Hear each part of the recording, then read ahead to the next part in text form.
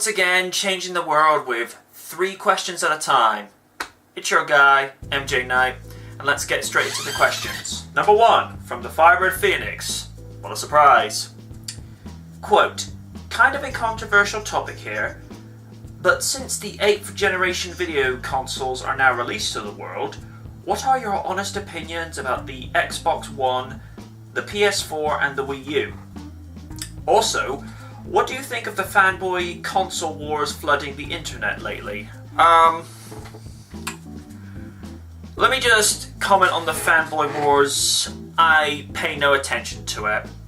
If, they want to, go off into their little corners and hype and preach about theirs is the holy grail and the others aren't, then that's their thing. I don't get involved within it because I don't see it as anything worth commenting on. That's just my honest opinion. I don't get involved, I stay away from drama. But to answer the biggest part of the question, the Xbox One, considering some of the controversial nature of the console when it was supposedly able to switch on the webcam without your knowledge, and you weren't able to play used games or play borrowed games, that kind of degraded my opinion about it. Graphically, it looks like an improvement, and I've played on the Xbox One, like in some stores where you could do that play before you pay thing, kind of like Comet did back in the day. I used to see commercials with Comet where you could play Sonic the Hedgehog 2 on the Mega Drive before actually paying for it. At the moment, I cannot give a full opinion on the system because it's not really my place to say. Same thing with PS4. I don't have an opinion on it because I haven't seen it in action. The Wii U, I'm kinda tempted by because I've gone with Nintendo products before, and also I has Nintendo belt buckle, so I do have some love for Nintendo because I want to see them survive, because we lost Sega in the console community when the Dreamcast died a very sad and painful demise back in 2002, but it is what it is. So I don't really have too much of an opinion on the consoles as of yet because I'm still with my 360, and rumor has it that Sony are going to be releasing a virtual reality visor, and this is the kind of thing I have on similar thinking with Random DCE. When it tries to get too realistic, then it's like, that's it, I'm out, I'm done. I do think that video gaming should be an escape into reality, but it should not get to that level where it's starting to become too realistic. And this is the thing I've been meaning to get off my chest as of late, and this is also in regards to modern cinema. What is it with gritty realism? I mean, I can understand it with something like Batman with the Chris Nolan Batman trilogy or the Dark Knight trilogy. It works for Batman, but not every single movie or genre has to be gritty realism. I think this is something that the mighty Tarrison commented on as well. It's ruining modern cinema. What was wrong with fantasy, escaping reality, being able to go into a world where it's not feasible or possible, but it's the point. You can disappear into that fictional world and not care. We don't want to make some of these things reality. We actually want to be like, oh, that can be done.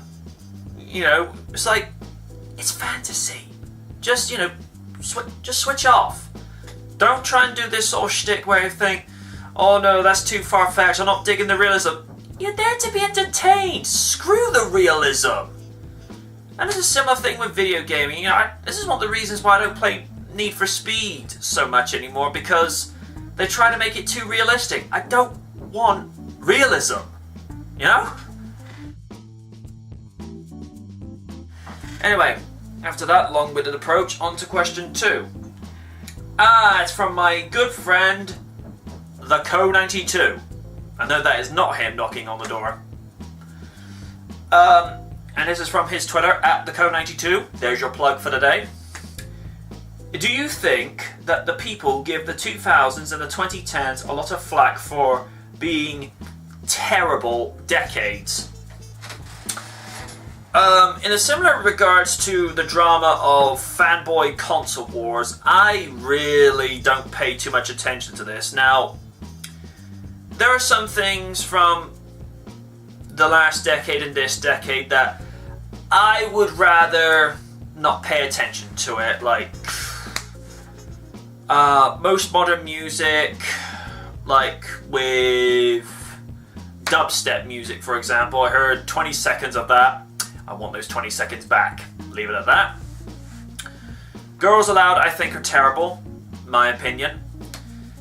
But in the terms of the last decade, I mean, at the movies we got Spider-Man, the X-Men, Iron Man, the Incredible Hulk. Hulk is a guilty pleasure for me.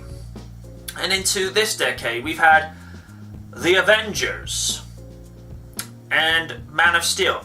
I still think Man of Steel is a great movie. Again, purely opinion-based. I do hear that, people keep saying, it wasn't as good as the 80s and the 90s. It's like, I will grant on some areas, the 90s had the formula and the thinking correct. I mean, for example, if you look at animated series like Spider-Man, the animated series, and the Incredible Hulk, the animated series, in terms of the casting and the writing and the direction that they went in, they got it right. The problem is these days, I mean, I took one look at Hulk Agents of Smash. They tried to make it too much like a reality TV series. Now, me as a fan of the Incredible Hulk, I just want to see like a modernized update on the character, and actually sort of take this journey with Bruce Banner as he fights this affliction and wants to be cured. 1996, they got that right with when you had people like Neil McDonough as the voice of Bruce Banner. You listen to how he gave his vocal performances. You actually felt his pain as a character. You actually, saw and felt what he went through. And the same thing with Lou Ferrigno as the voice of the Hulk. It's like, he sold it. The only animated series I've seen in recent years where I felt, yeah, they kind of got that right was Avengers Earth's Mightiest Heroes, which then gets replaced with Avengers Assemble. I saw 10 minutes of that animated series, and I'm like, yeah, you cancelled Earth's Mightiest Heroes for this. Bad move, Marvel. Bad move. And don't get me started on Ultimate Spider-Man. Right.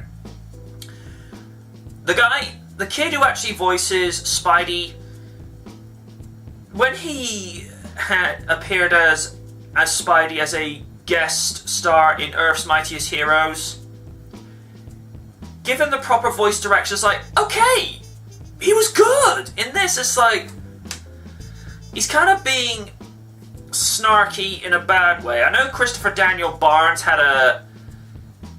did the character that way in the 94 animated series, 20th anniversary this year for Spider-Man the animated series, and it's still awesome. And word is Disney XD are going to be replaying said series in the run-up to The Amazing Spider-Man 2, and whilst it's out, awesome decision. Still awesome.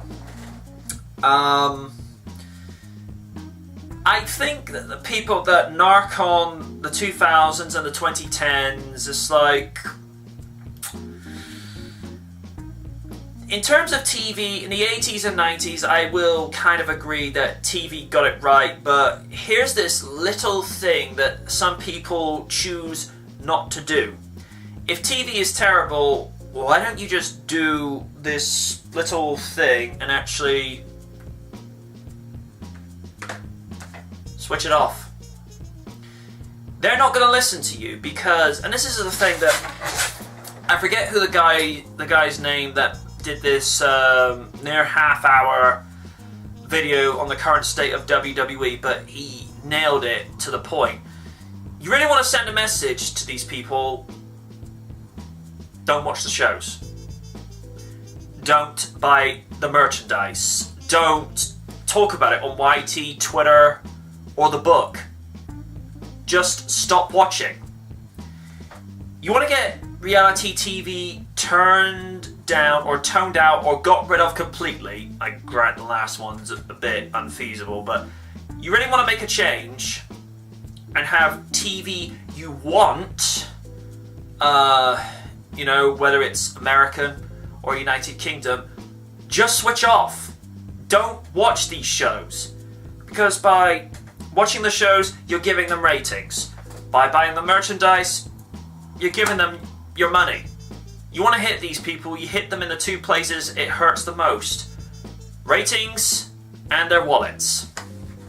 I haven't watched TV on a regular basis since 2008. For the simplistic reason, I got sick of Pop Idol, X Factor. I got sick of the more over-the-top soap opera angles that not even WWE would pull. And there's irony for you. And I just thought, why put up with this crap when I can actually just switch the remote off, just switch the TV off, just watch DVDs, play video games, and, you know, I spend most of my free time creating content for my Blip and YouTube pages. Primarily because I like to stay active, you know, mentally constructive, and because I like to entertain you guys. Because TV has nothing to offer me, with the two exceptions of WWE when they're good, and Sherlock. I love that series. Benedict Cumberbatch as Sherlock, he's got to be like he's got to be on par with snarky remarks like Robert Downey Jr.'s Tony Stark or Christopher Daniel Barnes' Spider-Man. Whichever your take. But yeah, you know, people that complain about the music and TV today, like I said, don't watch it. You know, don't buy the records. Don't give them anything. You do that, and then they actually turn around and actually produce better content, and then you get what you want out of them. There you go, mission accomplished. And on to the third and final question. Question 3, Austin or Rock? I'm guessing this is a wrestling question. I say Austin and Rock, but I lean towards Austin. For the simplistic reason, Steve Austin is arguably the most popular and most profitable WWE superstar and champion the company has ever seen, considering he was one of the high-profile wrestlers that actually helped WWE to actually start turning the tide against then WCW with Ted Turner, the wrestling. I know Oney's gonna think like I hate it when you do that. I mean, Rock is great on the microphone. I'm not gonna deny. Really good wrestler in the Attitude Era, and the only reason he's not as good today, and I say this objectively, I'm not narking on the guy, is because he's not in regular competition. If he had come back and wrestled at least once a week, just once a week when he was in the build-up from Royal Rumble to WrestleMania 29, he was wrestling once a week, the chances are we would have seen a better performance from the 8-time WWE champion and 10-time overall world champion. Whereas Austin, he was the main reason I became a WWE fan back in the day. In 98-99, a buddy of mine showed me Hell Yeah, which was Austin's third home title. And it's just this really larger-than-life personality that was saying what we were all thinking. And he would do the things that you wish you could do to people that just generally hacked you off. So that's why I lean towards Austin. Okay, that's been your 3 questions for this episode. I apologise for the absence of Ask the Night, but I get no questions. I can't do these episodes. But you know the usual shtick.